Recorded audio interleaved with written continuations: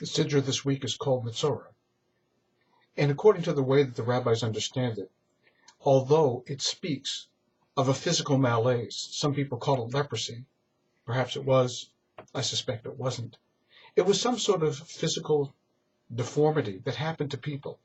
But what is key is not that which happened to people, but that which caused the Metzora to happen to people. And the way that the rabbis traditionally have understood this through the Talmud and also all sorts of midrashic literature is that motzi shemra, speaking ill, is ultimately what causes these physical deformities to happen.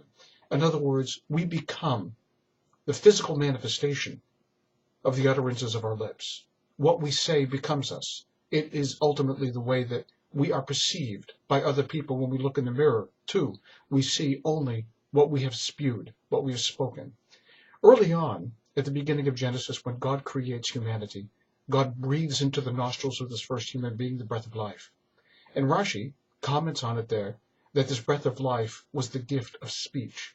That which primordial man in the Garden of Eden was given was the ability to be able to impart ideas, concepts, constructs to one another, whereas this was a gift that was not afforded any other creature in the garden. This is a blessing, and this is a curse. It is a blessing because we have the ability to be a blessing to one another, and it is a curse because we can destroy one another without ever lifting a hand to hurt another human being.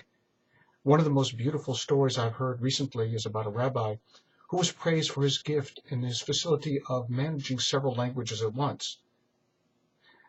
A rabbi who heard about that compliment said, "That's not a compliment at all. Don't say those words to him. If you want to compliment the rabbi, tell him he's a Torah scholar, tell him he's full of deep depth and spirituality.